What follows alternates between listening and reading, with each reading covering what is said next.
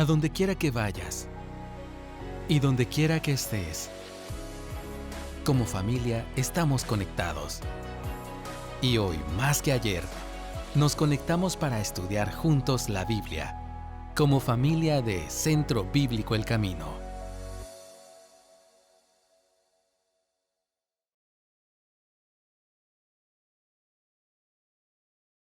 Gracias por esta mañana, la oportunidad que nos das de cantar, de alabar tu nombre.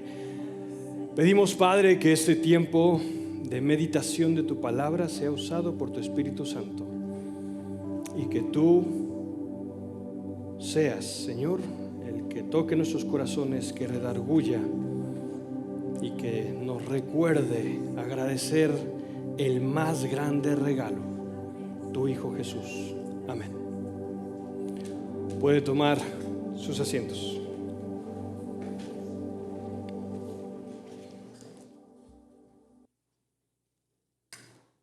Bueno. Así. Me sentía con mucho eco.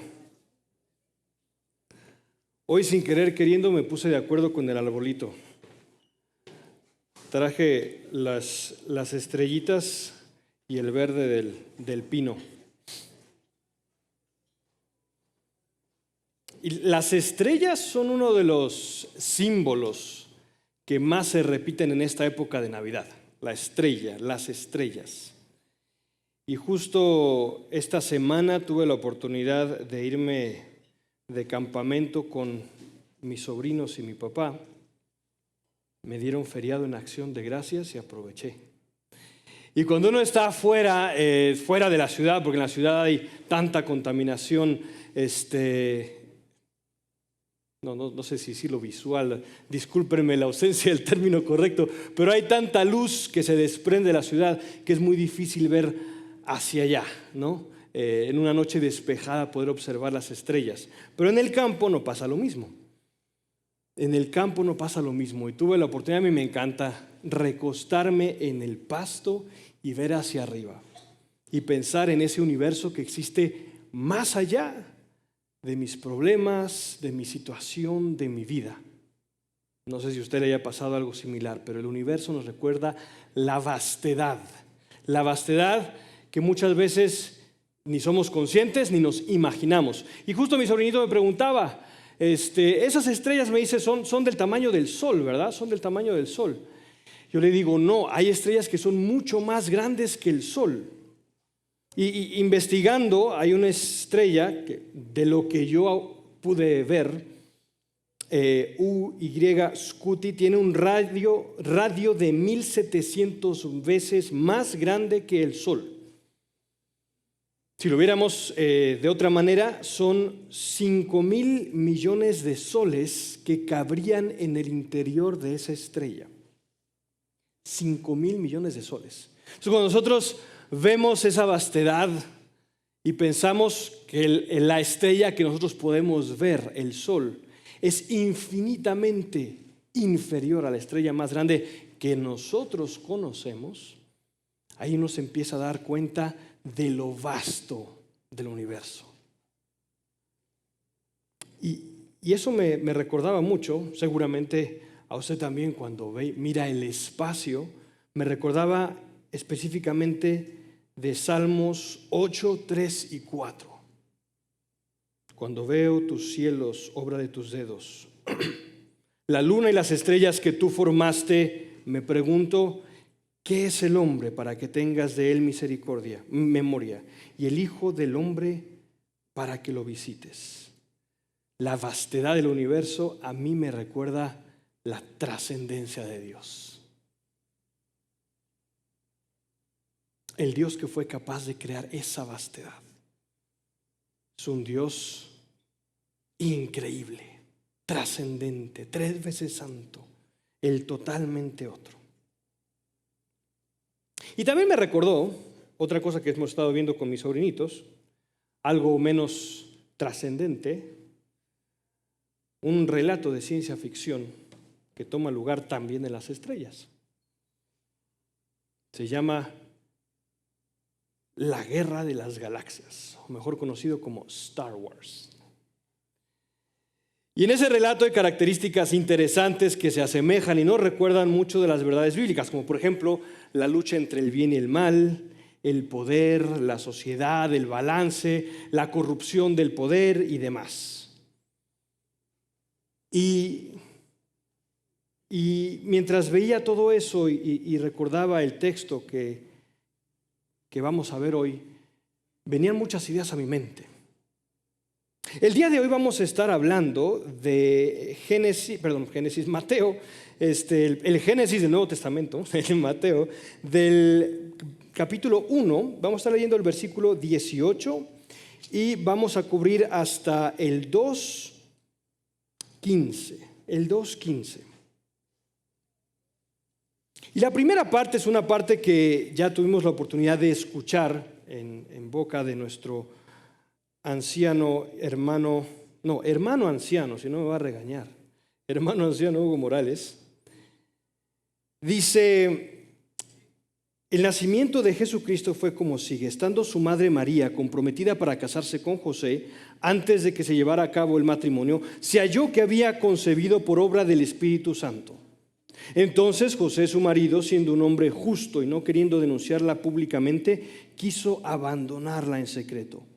Pero mientras pensaba en esto, se le apareció en sueños un ángel del Señor diciéndole: José, hijo de David, no temas recibir a María tu mujer, porque el niño que se ha engendrado en ella es del Espíritu Santo, y dará a luz un hijo, y le pondrás por nombre Jesús, porque él salvará a su pueblo de sus pecados.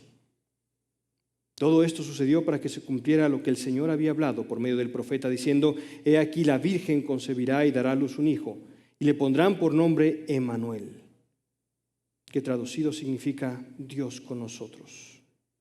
Cuando José despertó del sueño, hizo como el ángel del Señor le había mandado, y tomó consigo a María como su mujer, y la conservó virgen, hasta que dio a luz un hijo, y le puso por nombre Jesús.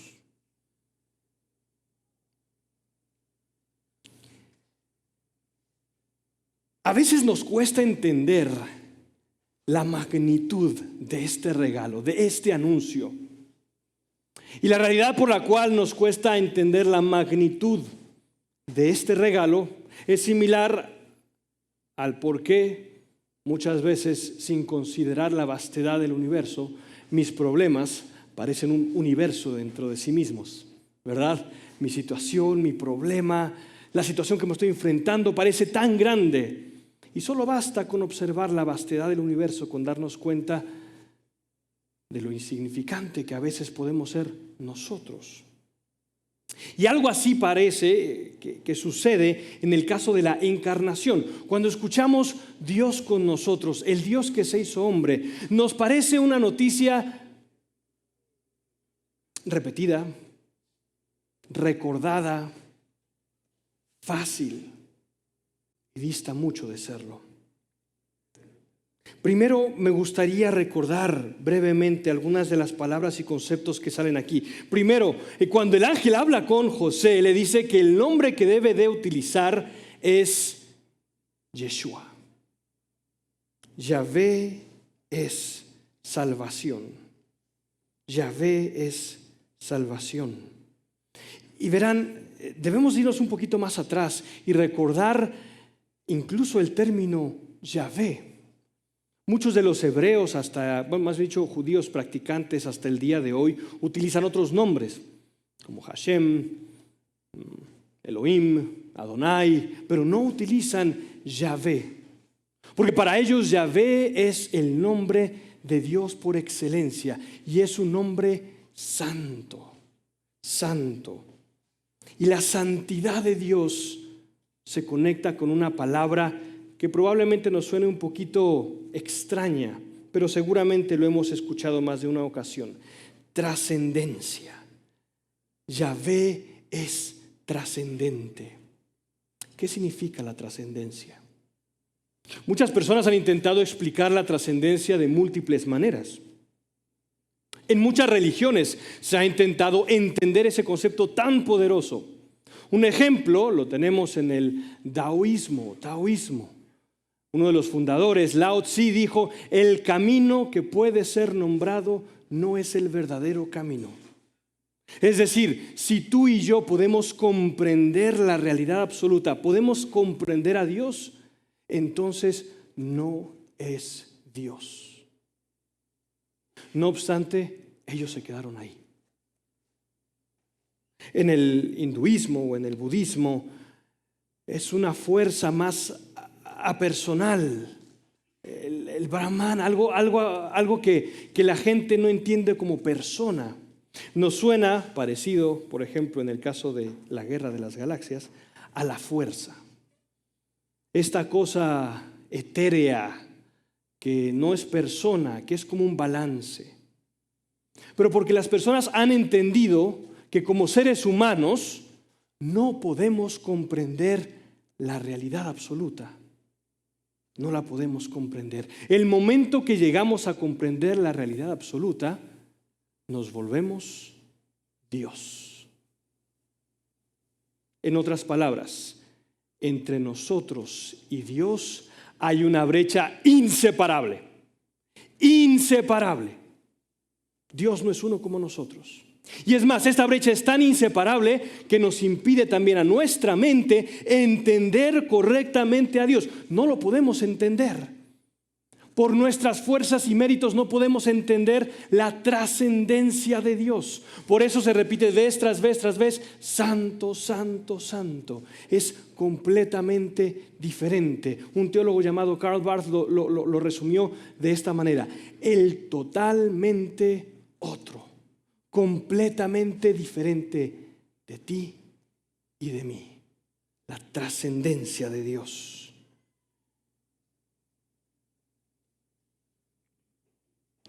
Para los filósofos griegos también esto representaba un problema.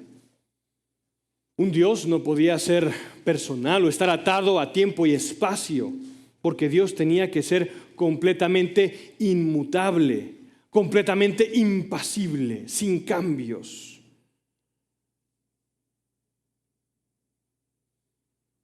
Y esta santidad y esta trascendencia se ejemplifica de manera perfecta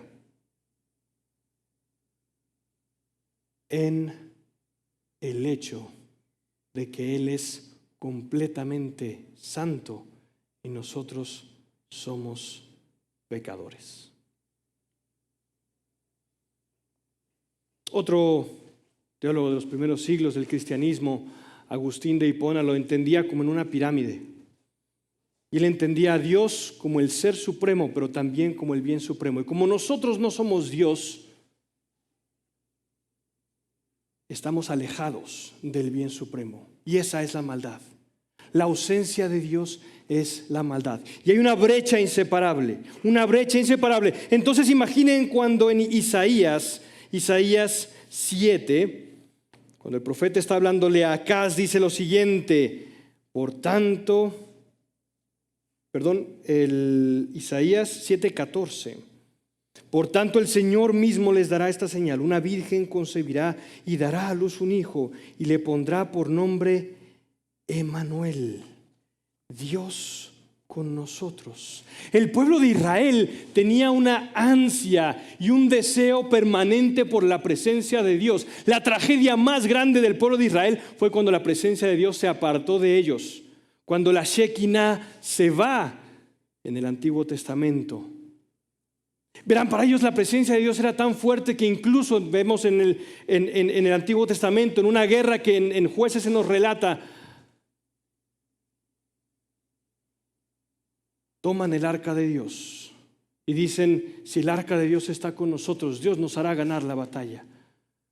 Porque la gente añoraba esa presencia de Dios, pero esa presencia era incompleta. Y aquí tenemos el primer maravilloso relato.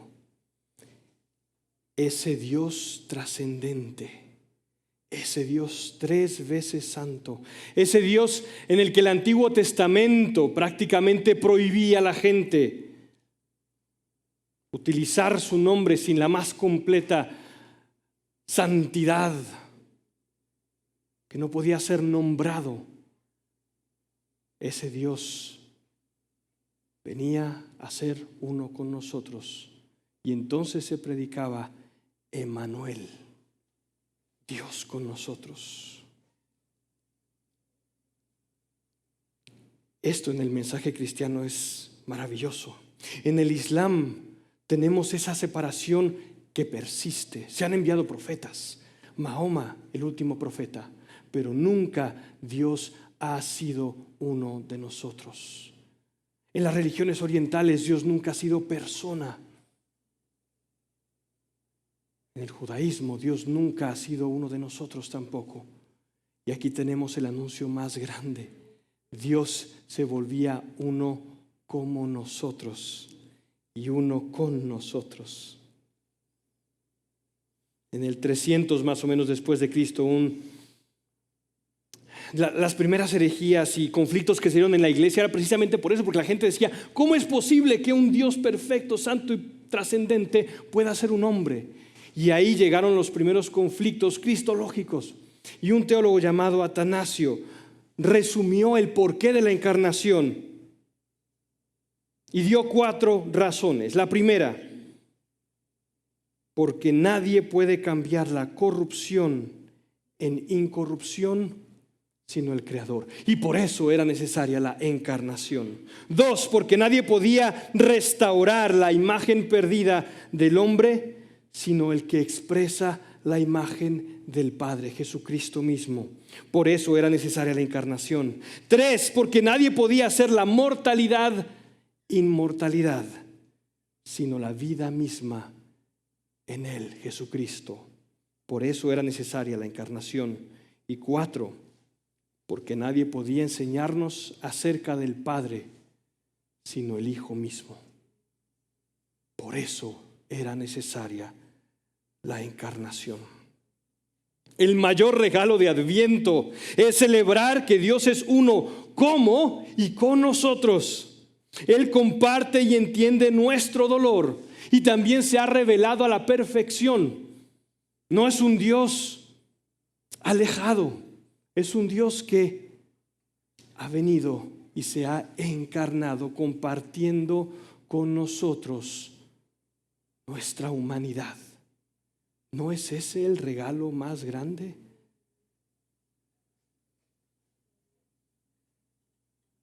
Hermanos, en esta temporada, el mayor regalo nunca va a ser el intercambio que tengamos. Es más, el intercambio a veces suena tan falso porque nada más nos interesa lo que recibimos, no lo que damos. Si la Navidad realmente y el Adviento realmente representa lo que Dios espera que represente, es porque estaremos conscientes de que el mayor regalo es que Dios ha venido a hacerse hombre con nosotros y como nosotros. Y ese es el mayor regalo de Adviento.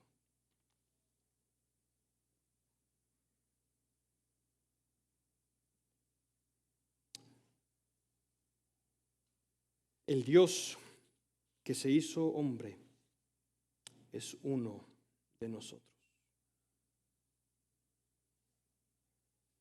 No solamente eso, si leemos atentamente el pasaje, primero tenemos en el versículo 23, he aquí la Virgen concebirá y dará a luz un hijo y le pondrán por nombre Emmanuel. Y esto había sido dicho por el profeta. Y vemos después el 2. Otras personas también observaron la profecía. La profecía. Y en muchas culturas se ha perpetuado esta noción de la profecía de algo. Pero esta profecía era radicalmente distinta, porque esta era revelación de Dios. Pero en nosotros esta noción de profecía nos retumba de nuevo, volviendo a la famosa saga de la Guerra de las Galaxias. Tenemos la profecía del niño que traería balance a la fuerza. La profecía. Y esa expectación que podemos ver en las películas, en las primeras películas, vendrá el niño de la profecía, vendrá el niño de la profecía. Esa misma expectativa tenían las personas en el Antiguo Testamento. ¿Cuándo vendrá el hijo de la profecía? ¿Cuándo vendrá el Mesías? Y esta espera la podemos ver, por ejemplo, cuando Jesús es presentado. Zacarías dice: Señor, al fin, mis ojos pueden descansar.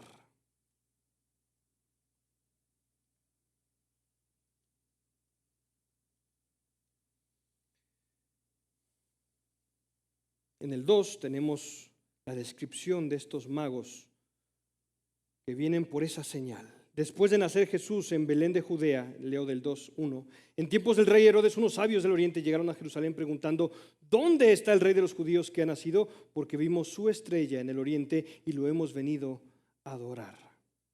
Cuando lo oyó el rey de Herodes, se turbó y toda Jerusalén con él. Entonces el rey reunió a todos los principales sacerdotes y escribas del pueblo y averiguó de dónde había de nacer el Cristo.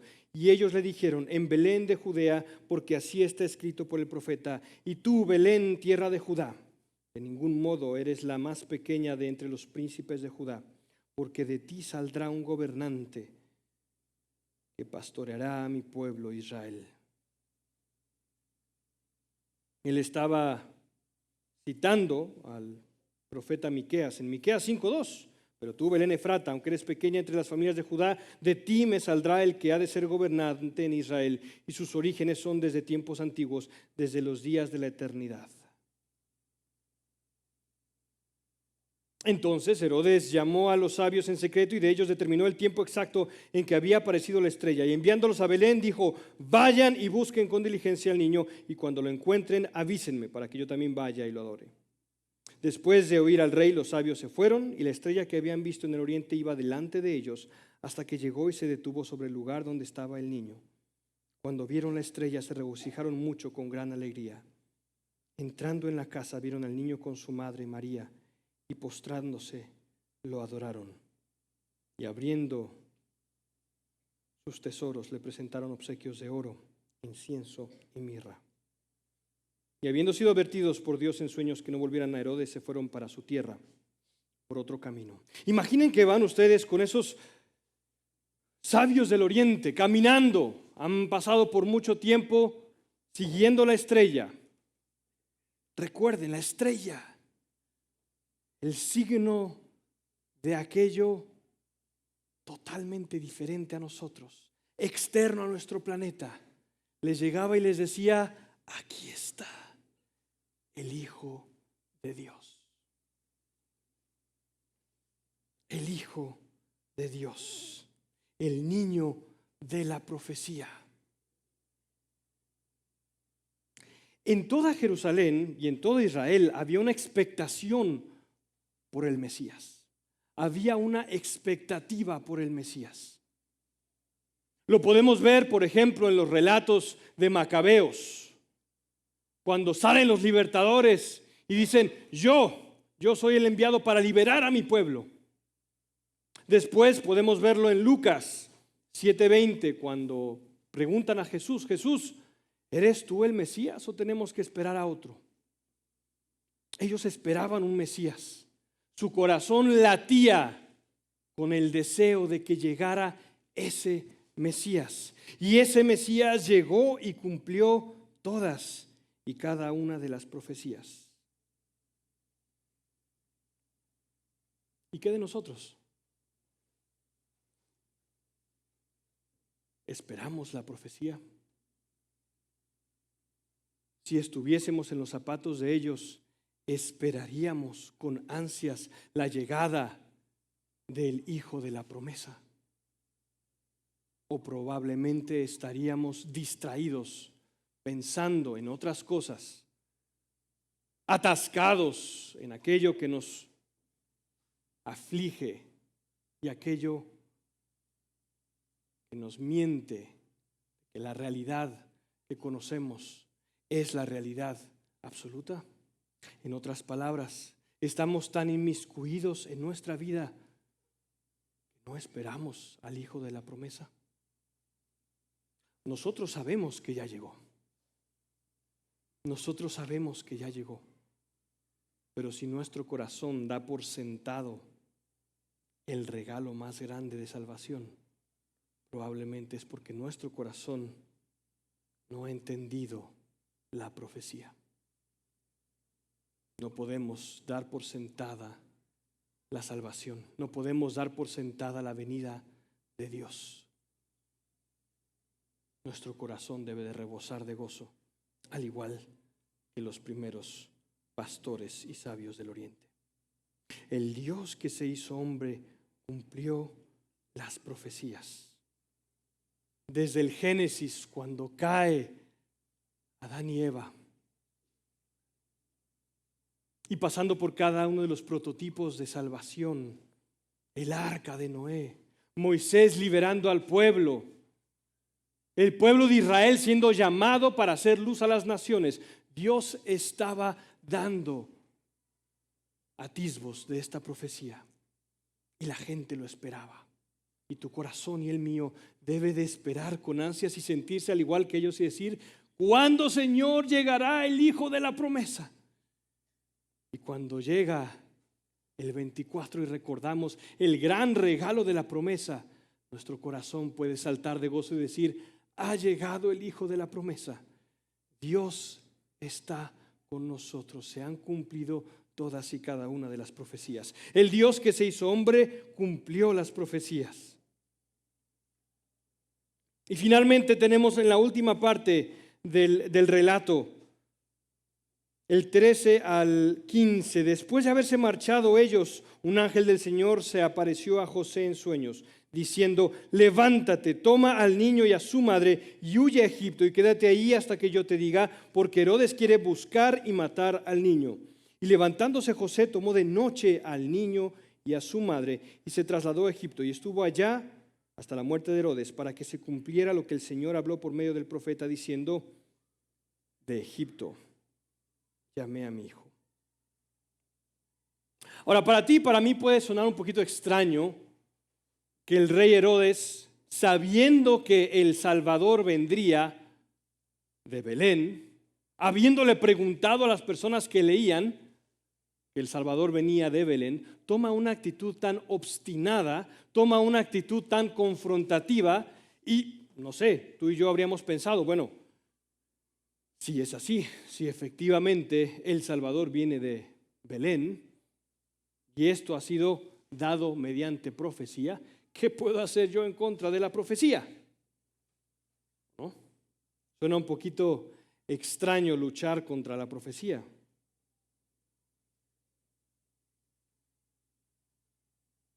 Pero para Herodes la venida del Mesías no era algo bienvenido. Para Herodes la venida del Mesías era un estorbo. Para muchos judíos, hebreos en este caso, también la venida del Salvador era un estorbo. ¿Por qué? Porque ellos esperaban a otro tipo de Salvador. La mentalidad que ellos tenían y el Salvador que ellos esperaban era un Salvador que viniera a librarlos del poder de los romanos. Ese era el Salvador que ellos querían.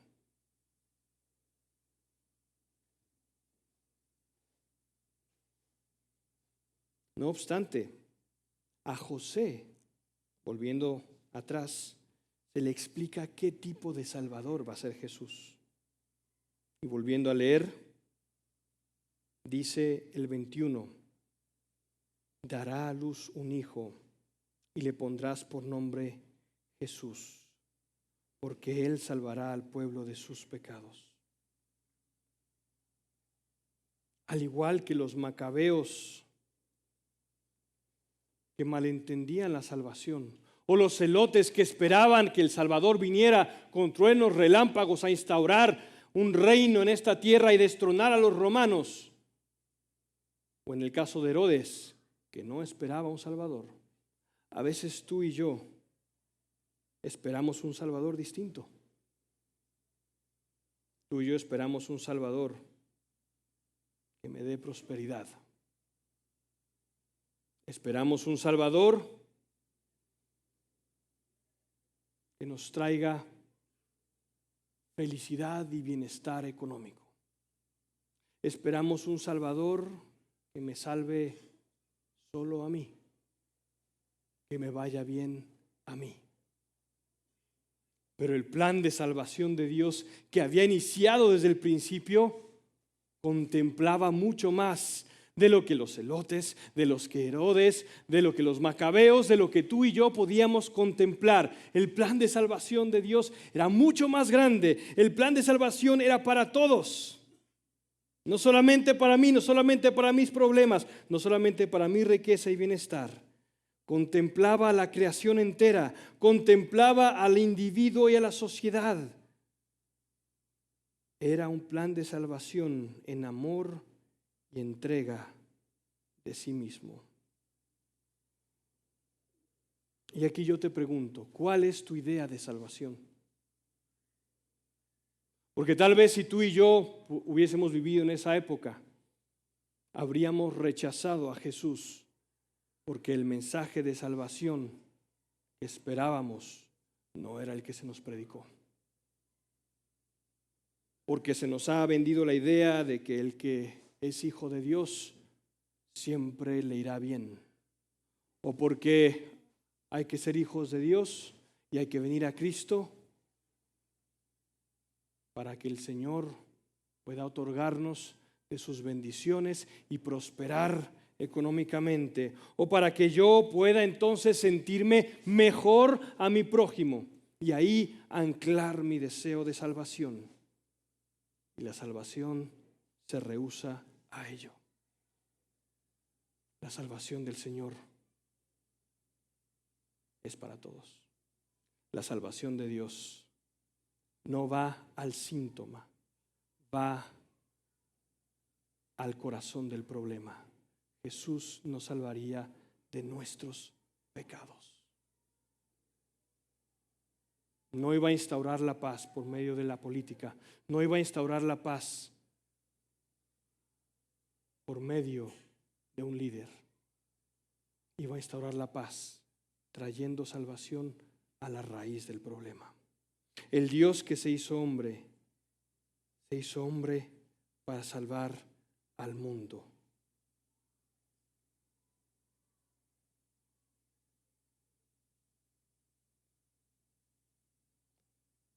En esta época de Adviento, recordemos entonces,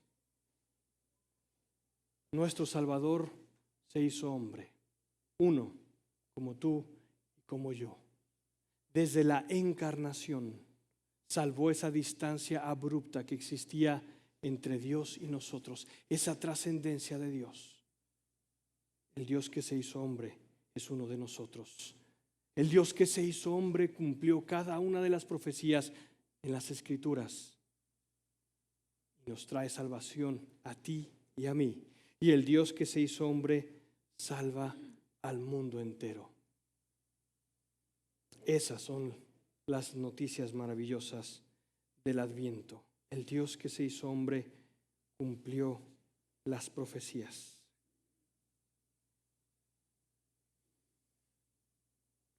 La controversia que existía entre los primeros cristianos dio origen a lo que ahora conocemos como el credo niceno, donde enfatizan claramente que Jesús es Dios de Dios, luz de luz, engendrado, pero que también vino y se encarnó y es uno contigo y conmigo. Esperamos que el Señor nos permita llevarle ese mensaje de esperanza y salvación a cada uno de los que nos rodean en esta época de Adviento. Oremos. Gracias, Padre Celestial, por recordarnos estas verdades tan profundas de tu palabra, Señor. Que Yeshua, Yahvé, es salvación. Ha roto aquella brecha inseparable del Dios trascendente que se ha vuelto uno con nosotros. Ha roto la brecha inseparable del Dios santo que no puede estar cerca del pecado. Ha roto la brecha inseparable del Dios personal revelándose a seres pecadores. Gracias, Padre Celestial, porque en Jesús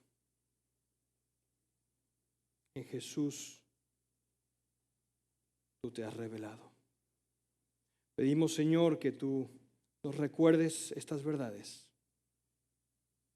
Señor, nos permitas compartirle a otras personas y que en esta época de Adviento podamos decir: amén. Emmanuel, Dios con nosotros. Gracias por el regalo más grande de salvación. Gracias, Padre Celestial, por Cristo Jesús. Lo pedimos y agradecemos. Amén. A donde quiera que vayas y donde quiera que estés, mantente conectado con Dios. Y también conéctate con nosotros a través de nuestras redes sociales. Hasta pronto.